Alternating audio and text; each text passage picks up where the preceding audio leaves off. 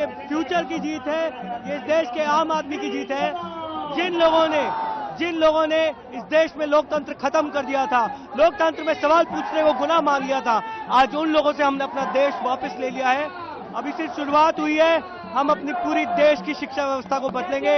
हमें बहुत खुशी है, आज वो 21 परिवार जिन्होंने अपनों को खो दिया, आज हम उन्हें याद कर रहे हैं। ये सिर्फ शुरुआत है और आगे बहुत लड़ाई लड़नी बाकी। नमस्कार, मैं हूं पुष्कर चौहान और इस वक्त की सबसे बड़ी खबर, धर्मेंद्र प्रधान ने, शिक्षा मंत्री, केंद्रीय शिक्षा मंत्री धर्मेंद्र प्रधान ने अपने पद से इस्तीफा दे दिया है। उन्होंने सोशल मीडिया पोस्ट में लिखा कि वो 10 दिन से बहुत व्यथित थे और जो कुछ हो रहा था वो नैतिकता के आधार पर ये इस्तीफा दे रहे हैं, व्यक्तिगत कुछ भी नहीं है। और उन्होंने धन्यवाद दिया प्रधानमंत्री का कि काम करने का मौका दिया। लेकिन अब तक की सबसे बड़ी खबर यही है कि शिक्षा मंत्री धर्मेंद्र प्रधान ने इस्तीफा दे दिया है। लगातार ये मांग आ रही थी, जो छात्र आंदोलन चल रहा था उसमें ये मांग आ रही थी कि इस मांग पर कोई समझौता नहीं होगा कि धर्मेंद्र प्रधान के इस्तीफे से नीचे कुछ भी नहीं वो मानेंगे। आज सुबह भी आशुतोष रांका हो, सौरभ दास हो, उन्होंने यही कहा। खुद नेता विपक्ष राहुल गांधी ने भी आज प्रेस कॉन्फ्रेंस की थी और उन्होंने भी ये कहा था। और अब जब इस्तीफा हो गया है तो इसकी क्रेडिट लेने के लिए कॉकरोच जनता पार्टी के प्रवक्ताओं ने अपने सोशल मीडिया पोस्ट पर लिखा है, कॉकरोच वन, डेमोक्रेसी वन, और इसके बाद वो कह रहे हैं हमने कर दिखाया। ये एक तरीके से जो एक लंबा आंदोलन चल रहा था, जिस तरीके से देश भर से तस्वीरें आ रही थी, छत्तीसगढ़ हो, पटना हो, औरंगाबाद हो, महाराष्ट्र के पुणे में, मुंबई में कल हुआ, एक तरीके से ये इतना ज़्यादा आंदोलन तेज पकड़ रहा था और लगातार ये विरोध प्रदर्शन बढ़ता जा रहा था। और एक तरीके से सरकार ने 2 राउंड की बातचीत करी थी कॉकरोच जनता पार्टी के प्रवक्ताओं के साथ। उसमें आज दोपहर 2-3 बजे तक का टाइम था, सरकार ने कहा था हम बता देंगे, और आज ये इस्तीफा 2:15 बजे के करीब हो गया। इस इस्तीफे के कई मायने हैं जिन्हें समझना होगा। कॉकरोच जनता पार्टी ने इस पर अपना क्रेडिट लिया है कि हम लगातार ये कर रहे थे विरोध प्रदर्शन और इसीलिए हम जीते हैं। ये एक बात हो सकती है। बच्चे मांग कर रहे थे, जब 3 मई को एग्ज़ाम हुआ था नीट का, उसके बाद ये जब पेपर लीक का मसला आया तो उसको रद्द किया गया, दोबारा एग्ज़ाम करवाया गया। 20 तारीख से पहले 19 जुलाई को रिज़ल्ट भी आ गया था नीट का। लेकिन जिस तरीके से संसद पूरे सप्ताह पिछले नहीं चल पाई थी, 20 तारीख से लेके शुक्रवार तक, उसके बाद ये कोशिश हुई। खुद प्रधानमंत्री लगातार इस पूरे मसले पर नज़र रखे हुए थे। उन्होंने खुद इंस्टाग्राम पोस्ट 2-2, एक रात में 12 बजे बुधवार रात किया, एक फिर कल किया।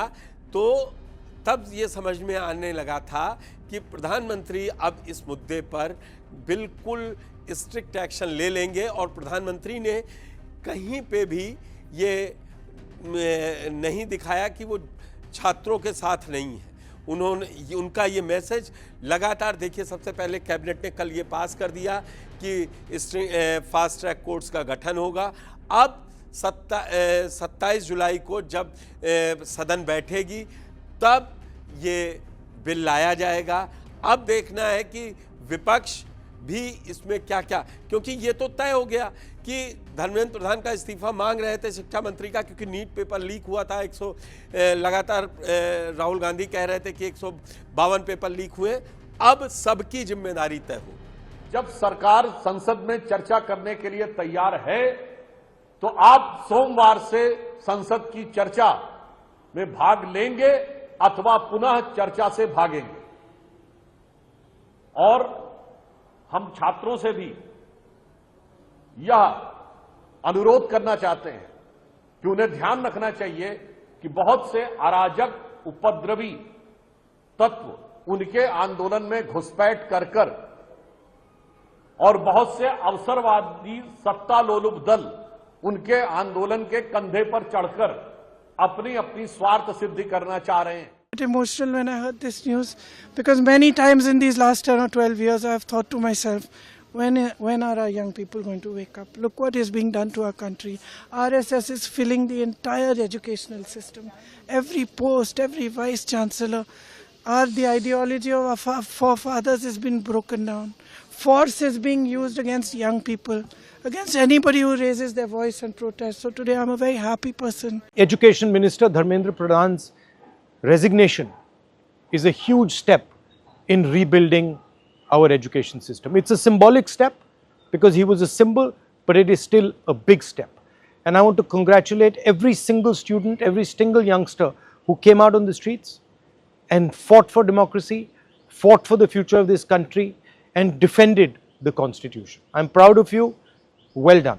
केंद्र सरकार जो एंटी ये लॉ लाया है, अब ये राज्य सरकारों पर भी है, कब लागू करेंगे, कैसे करेंगे, ये इस पे चर्चा होगी। अब उसके मसौदे पर होगा, लेकिन एक तरीके से सरकार ने ये रास्ता निकाला कि धर्मेंद्र प्रधान का इस्तीफा हो जाए, सरकार की तरफ से नहीं, और खुद धर्मेंद्र प्रधान ने इस्तीफा दिया। और जो जंतर मंतर पर प्रोटेस्ट चल रहा था वो भी अब एक नए सिरे से वो लोग, अब क्योंकि उनकी सारी बातें मान ली गई हैं, अब जो दो बातें हैं वो बेहदी ऐसी थी कि अगर धर्मेंद्र प्रधान का इस्तीफा हो जाएगा तो जो मुकदमे थे प्रदर्शनकारियों पे वो वापस हो जाते हैं। अक्सर जब बड़े प्रदर्शन होते हैं उसमें जब किसी समझौते पर निकला जाता है तो उसमें ये सब बातें मान ली जाती हैं। जहाँ तक अब बात है जिन बच्चों ने अपनी जान गंवाई है उनको, उनके परिवार वालों को मुआवजे की, वो अब सरकार उस पर काम कर लेगी। जो सबसे बड़ी मांग थी, जो बच्चे सड़कों पर थे, उससे के बाद अब राजनीति आगे है, और आगे की राजनीति के मायने ये है कि प्रधानमंत्री मोदी ने एक बार फिर वो करके दिखाया। अगर ज़रूरत है तो वो कदम भी उठाते हैं जो देश की भावना होती है। और इस समय उन्होंने देखा कि देश में प्रदर्शन हो रहे हैं, लोग मांग कर रहे हैं, तो ये सिग्नल चला गया था। हालांकि आप ये मानेंगे कि धर्मेंद्र प्रधान ने कोशिश की थी, उनकी गृह मंत्री अमित शाह के साथ भी मुलाकात हुई थी, लेकिन ये जो अब उनका सोशल मीडिया पोस्ट है उसको पढ़ेंगे तो आपको मालूम पड़ेगा कि वो जो कह रहे हैं कि वो 10 दिन से समझ रहे थे कि जो वो भावना जो बन रही थी इसका रिपरकशन हो सकता था। उन्होंने इसीलिए उसमें साफ लिखा है कि मैं नहीं चाहता कि देश विरोधी ताकतें मजबूत हों, इसीलिए उन्होंने कहा कि मैंने जिम्मेदारी से मुंह नहीं मोड़ा, अगर मेरे इस्तीफे से बात बनती है तो मैंने ये इस्तीफा दे दिया। ये हुई एक बात। अब मैं आपको जरा सिलसिलेवार बताता हूँ कि ये पिछले 12 साल में जो 2014 से बीजेपी सरकार, एनडीए सरकार आई है, इसमें कि ये पहला एक बड़ा मामला था जिसमें इतना बड़ा आंदोलन हुआ था और इस्तीफा दिया गया। हालांकि किसान आंदोलन जब हुआ था तो शिरोमणि अकाली दल ने सरकार से समर्थन वापस लिया था और हरसिमरत कौर केंद्रीय मंत्री थी, उन्होंने इस्तीफा दिया था। उससे पहले एक मीटू करके सोशल मीडिया पे चला था, उसमें एमजे अकबर का नाम आया था, तब एमजे अकबर ने इस्तीफा दिया था। लेकिन वो सब नैतिकता के आधार पर या सियासी विचारधारा के आधार पर हरसिमरत कौर का इस्तीफा मैंने आपको बताया, या एमजे अकबर का इस्तीफा जो बताया, वो एक नाम आने का उनका कि उसमें नाम आया था तो उन्होंने लिया था। ये आंदोलन से इस्तीफे नहीं हुए थे या कोई इतना बड़ा आंदोलन चला हो उसमें इस्तीफा हुआ। फिर कृषि कानून भी वापस लिया था जब प्रधानमंत्री ने, तब भी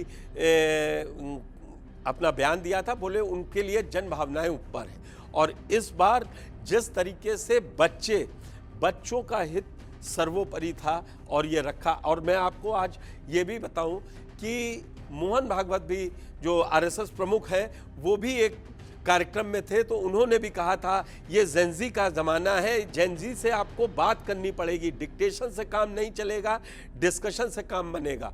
उनको आपको तर्क देना होगा, जो वो सवाल पूछ रहे हैं उसके जवाब देने होंगे।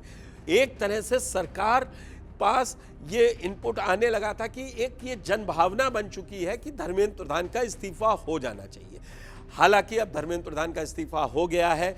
जैसा मैंने आपको बताया कि 27 जुलाई को अब सबसे पहले जब बिल आएगा लोकसभा और राज्यसभा में उस पर चर्चा होगी, उसके मसौदे तब निकल के आएंगे, वो उसकी फाइन ट्यूनिंग होगी। लेकिन ये मोटा मोटा तय हो गया है कि मोदी सरकार पहली सरकार है जिसने जो ये पेपर लीक मसले पर इतने बड़े कदम उठाए हैं। इससे पहले पेपर लीक मसले पर ये ना तो फास्ट ट्रैक कोर्ट का किसी ने गठन किया था, ना ही बड़ी जो अब लॉ आने वाला है या जो बिल आने वाला है उसमें सीधे 5 साल की सजा दी गई है और 1 करोड़ तक का जुर्माना बताया जा सकता है, लगाया जा सकता है, जो अगर दोषी पाए जाएंगे।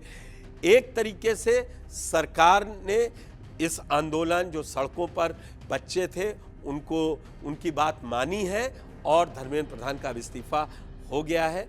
अब आगे की सियासत और रंग लेगी, लेकिन अब विपक्ष भी, उसको भी एक रचनात्मक विपक्ष की भूमिका निभानी पड़ेगी। राहुल गांधी प्रधानमंत्री आवास के पास पहुंच के धरना देते हैं, वो भी यही मांग कर रहे थे, धर्मेंद्र प्रधान का इस्तीफा होना चाहिए, क्रेडिट की होड़ नहीं होनी चाहिए।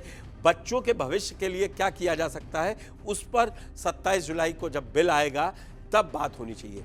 धन्यवाद।